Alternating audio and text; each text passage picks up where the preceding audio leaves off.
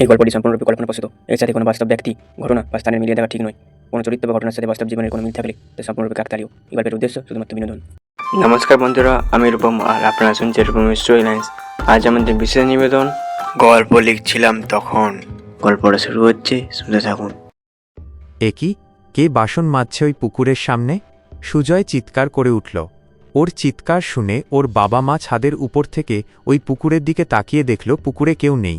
ওনারা সুজয়কে এরপর ঘরে নিয়ে যায়। এই পুকুরটার একটা কোটা আছে, প্রত্যেক বছর একটা করে প্রাণীকে নিজের কাছে টানবেই সে মানুষ হোক কিংবা পশু। লোকমুখে প্রচলিত আছে ওই পুকুরটা যেদিন কাটা হয়েছিল তখন ১৯৯০ সাল, চারিদিক জঙ্গল আর জঙ্গল, খুন খারাপি লেগেই থাকত। এই পুকুরের নিচে এক পাগলি বুড়িকে খুন করে পুঁতে রাখা হয়েছিল। শুধু পাগলি বুড়িই নয়, আরও অনেক লোকের দেহ পুঁতে রাখা হয়েছিল, কিন্তু ওই পাগলি বুড়ি কারুর ক্ষতি করত না। সেই পাগলি বুড়িকে অনেকেই দেখেছে, তবে ওই পাগলি বুড়ি যাকে তাকে দেখা দেয় না। যখন কারুর খারাপ সময় থাকে কিংবা যখন কারুর ভালো সময় আসে তখনই দেখা পাওয়া যায় ওই বুড়ির। না জানি আমার ছেলে কেন দেখতে পেল ওই বুড়িকে, সুজয়ের বাবা ফিসফিস করে সুজয়ের মাকে বলল। কি জানি বাবা, আজকাল গভীর রাতে কুকুরগুলো ডাকতে থাকে প্রচণ্ড। এই পুকুরের সামনে গোল হয়ে দাঁড়িয়ে বলল সুজয়ের মা, রাত অনেক হলো, শুয়ে পড়ো। তুমি যাও, আমি আসছি, ফিসফিসে উত্তর দিল সুজয়ের মা। পুকুরটা একেবারে শান্ত। এই পুকুরের কাছে অনেকেই অনেক কিছু দেখেছে, কিন্তু সেই সব অলৌকিক জিনিস কারুর কোনো ক্ষতি করেনি। হঠাৎ এই শান্ত পুকুরটা প্রচণ্ড ক্ষিপ্ত হয়ে উঠল ১ মাসের ভিতর। কিভাবে ক্ষিপ্ত হলো পুকুরটা, সেই কারণ অজানা সকলের। তবে আজকাল ওই পুকুরটার আশেপাশে কারুর বাড়িতে সদ্যজাত পুত্র সন্তান জন্ম নিলে সেই সন্তান যে কিভাবে নিখোঁজ হয়ে যায় তা বোঝা বড় দায়। শুধু কি তাই, আশেপাশে যত বাড়িঘর ছিল সেই বাড়িঘরগুলো থেকে মুরগি, ছাগল অদ্ভুতভাবে নিখোঁজ হতে শুরু করল। কিন্তু কোথায় যে যায় তা ক্রমশঃ রহস্য হতে থাকল। এর পিছনে যে অলৌকিক ঘটনা জড়িয়ে আছে কোনো ব্যক্তি বিশ্বাস করে না। এটাকে চোরের কাজ বলে অনেকে উড়িয়ে দিল, কিন্তু যখন বাঁচার উপায় চুরি বোঝাই যাবে তখন শেষমেশ গ্রামবাসীরা ঠিক করল তারা পাহারায় বসবে। কথামতো ২ জন পাহারাদার নিযুক্ত করা হলো। গ্রামবাসীরা চাঁদা তুলে তাদের জন্য কিছু নগদ অর্থের ব্যবস্থা করল। বেশ ভালো। এই পাহারাদার নিযুক্ত করার পর ভালো ছাগল, মুরগি ২ দিন মতন চুরি বন্ধ হয়ে গেল। কিন্তু তৃতীয় দিন আবারও চুরি হতে শুরু করল। কেবলমাত্র চুরিই না, সাথে প্রত্যেকটা বাড়িতে ইট, পাথরের টুকরো পড়া আরম্ভ হল। আর যে পাথরগুলো পড়ত সকাল হলে সেগুলো খুঁজে পাওয়া যেত। কিন্তু আশ্চর্যের বিষয় হল, তার পরের দিন, যেদিন থেকে পাথরের উপদ্রব শুরু হয়েছিল, তার অনেক বড় বড় নকশার খোঁয়া পড়ে থাকতে দেখা গেল। এই একটা বিষয় নিয়ে তারা সকলেই চিন্তিত। তাদের মনে হলো যে পুকুরের কাছে কিছু একটা গণ্ডগোল আছে। গ্রামবাসীদের পছন্দে পাহারাদারদের বলা হলো পুকুরটার আশেপাশে ভালোভাবে পাহারা দিতে হবে। অনেক সময় সুজয়দের বাড়ি থেকে রাতের খাবারও দেওয়া হতো পাহারাদারদের। গরমকালের রাত, পেটে প্রায় কিছুই থাকে না, আবার তার মধ্যে বাড়িতে খামারে তাদের দুশ্চিন্তায় ঘুম আসত না ঠিকঠাক। দিনটা ছিল অমাবস্যা। থালায় ভাত, ডাল, ইঁচড়ের তরকারি আর বকফুল বড়া পেট পুরে খেল পাহারাদাররা। পুকুরের পাড়ে একটা মাঠ আছে, সেখানে তাদের নৈশভোজ সারল। তারপর অমিত বলে উঠল, যা রতন, থালা দিয়ে আয় সুজয়ের বাড়িতে, আমি হাত পা ছড়িয়ে একটু বিশ্রাম নিই। রতন থালা দিয়ে এসে পুকুর পাড়ের কাছে গিয়ে যা দেখল, ভয়ে তার পিলে চমকে গেল। রতন দেখল অমিতকে ৪ থেকে ৫ জন মোটা কালো কুৎসিত বেঁটে মানুষ জাপটে ধরে জলের মাঝখানের দিকে নিয়ে গেছে। চাঁদের আলোয় তাদের মুখের গঠন দেখা যাচ্ছিল না, তবে ওরা ৪-৫ জন ছিল তা রতন বুঝতে পারল। রতন একটা চিৎকার দিয়ে মূর্ছা গেল। ওর চিৎকার শুনে আশেপাশের বাড়ি থেকে লোকজন দৌড়ে এল। তারাও দেখল এই দৃশ্য। পরের দিন অমিতের লাশ ভেসে উঠল। গ্রামবাসীরা তো জলে নামতে পর্যন্ত ভয় পাচ্ছিল। শেষমেশ কিছু সাহসী লোক জলে নেমে সেই লাশ নিয়ে আসে। এই খবরটা ধীরে ধীরে পুরো ছড়িয়ে পড়ল। আশেপাশের গ্রাম থেকে লোকেরা এসে ভিড় করল পুকুর দেখতে। নেতাদের কানেও গেল পুকুর নিয়ে এই কাণ্ড। তাদের ধারণা এই পুরো ঘটনার সাথে পুকুরটার কিছু যোগসূত্র আছে।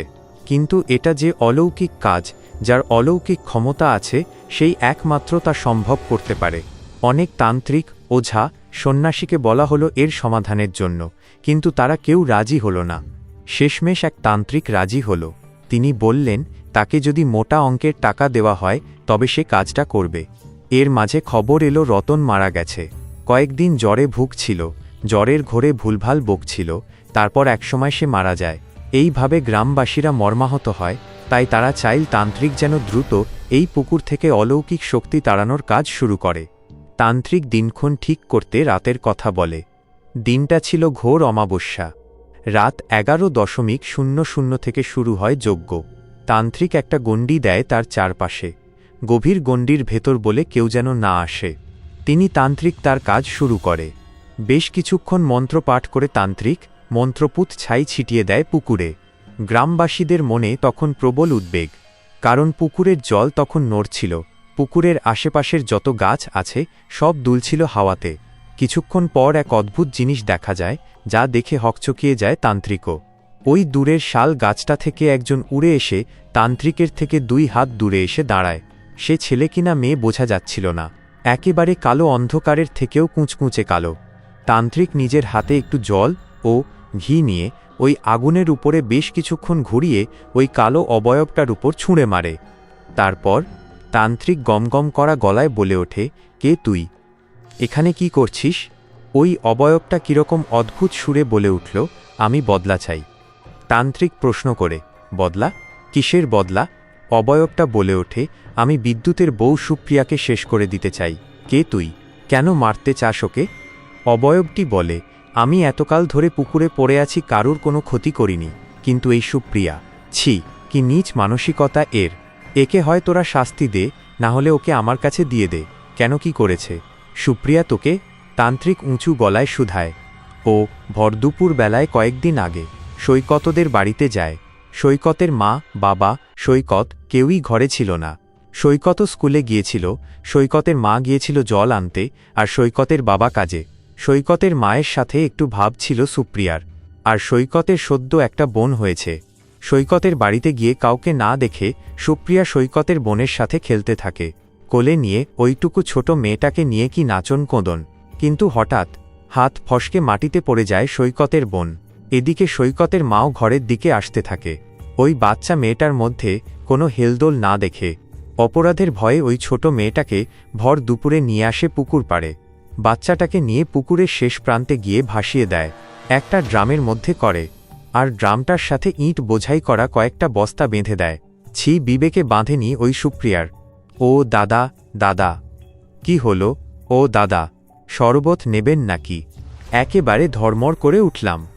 আসলে কানে হেডফোন দিয়ে মোবাইলে গল্প টাইপ করে লিখছিলাম। মামা বাড়ি যাচ্ছিলাম ট্রেনে করে।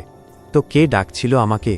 আমি জানলার বাইরে তাকালাম, দেখি এক আম পোড়া শরবত বিক্রেতা। আমি তো ভয় পেয়ে গেছিলাম। আমার শরবত লাগবে না বলে আমি ট্রেনের জানলাটা বন্ধ করে আবারও কানে হেডফোন দিয়ে গল্প লেখায় মন দিলাম। তারপরই আমার পিলে চমকে গেল, এটা কিভাবে সম্ভব? ট্রেন তো দুরন্ত গতিতে ছুটছে, তাহলে আমি কিছুক্ষণ আগে ট্রেনের জানলার বাইরে যে লোকটার সাথে কথা বললাম সে কে ছিল? সেদিন আমার আর গল্পটা লেখা হয়ে উঠল না। বন্ধুরা, শেষ হলো আজকের গল্পটা আপনাদের কেমন লাগলো অবশ্যই কমেন্টে জানাবেন। যদি ভালো লাগে অবশ্যই ভিডিওটা লাইক করবেন, আর আমাদের চ্যানেলে নতুন না থাকলে অবশ্যই চ্যানেলটা সাবস্ক্রাইব করে রাখবেন এরকম আরও নতুন নতুন গল্প শোনার জন্য।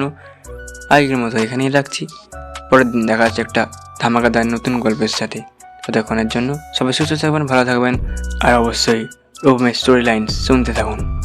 ধন্যবাদ।